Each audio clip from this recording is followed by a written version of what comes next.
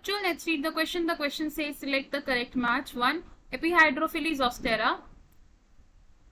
2. Entomophily maize. 3.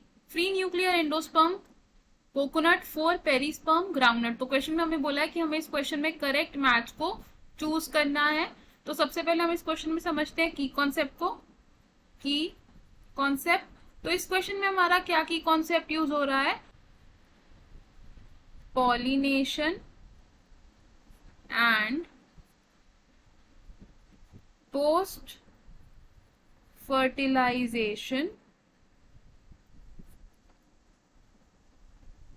Structures. तो सबसे पहले बात करते हैं पॉलिनेशन की. पॉलिनेशन क्या होता है? पॉलिनेशन का मतलब होता है transfer of pollen grains. Transfer of pollen grains. और पोलन ग्रेन्स ट्रांसफर कहां हो रहे हैं? From anther to stigma. अब जो क्रॉस पॉलिनेशन होती है उसमें हमें वेरियस एजेंट्स की रिक्वायरमेंट होती है पॉलिनेशन को फुलफिल कराने के लिए. ऐसे ही कुछ एजेंट्स हैं हमारे पास, जैसे कि वाटर और इंसेक्ट्स. तो जो पॉलिनेशन वाटर से होती है, हाइड्रोफिली. और हाइड्रोफिली दो टाइप की होती है. फर्स्ट टाइप ऑफ हाइड्रोफिली को हम बोलते हैं एपीहाइड्रोफिली. और सेकेंड टाइप ऑफ हाइड्रोफिली को हम बोलते हैं हाइपोहाइड्रोफिली.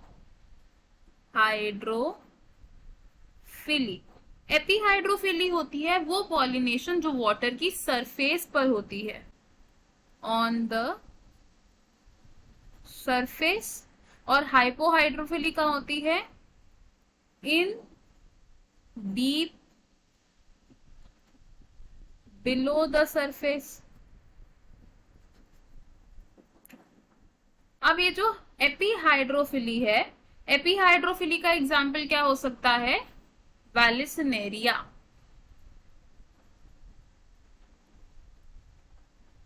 वैलिसिनेरिया एक ऐसा प्लांट है जिसमें हाइड्रोफिली कहाँ होती है? On the water surface.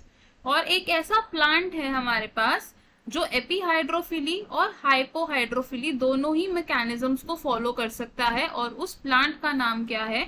ज़ोस्टेरा. ज़ोस्टेरा एक ऐसा प्लांट है जो एपीहाइड्रोफिली भी शो कर सकता है और हाइपोहाइड्रोफिली भी शो कर सकता है. नेक्स्ट पॉलिनेटिंग एजेंट है हमारा विंड. और जो पॉलिनेशन विंड से होती है उसे हम क्या कहते हैं? अनीमोफिली. अनीमोफिली से जो प्लांट्स पॉलिनेट होते हैं उनका एग्जाम्पल क्या हो सकता है? मेज. थर्ड है हमारा पॉलिनेटिंग एजेंट जिसे हम क्या कहते हैं? इंसेक्ट. इंसेक्ट से जो पॉलिनेशन होती है उसे हम क्या कहते हैं? एंटोमोफिली. इस तरीके की मैकेनिज्म से जो प्लांट पॉलिनेशन करता है उसका एग्जाम्पल क्या है हमारे पास? रोज. अब बात करते हैं पोस्ट फर्टिलाइजेशन स्ट्रक्चर्स की. Post fertilization structures. तो पोस्ट फर्टिलाइजेशन स्ट्रक्चर्स क्या क्या हो सकते हैं? Can be embryo, seed, endosperm and perisperm in some cases.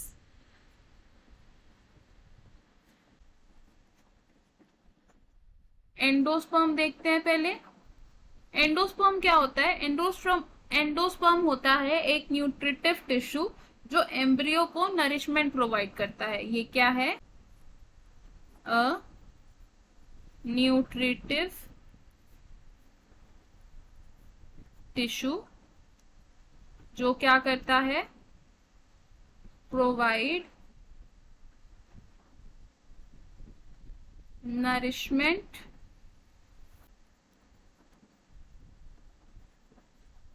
Embryo. Endosperm 3 types का फाइंड किया जा सकता है जिनका नाम क्या होता है? न्यूक्लियर एंडोस्पर्म, सेल्यूलर एंडोस्पर्म और हेलोबियल एंडोस्पर्म. जो सबसे कॉमन एंडोस्पर्म होता है वो क्या होता है, most common is nuclear endosperm. Nuclear endosperm में क्या होता है,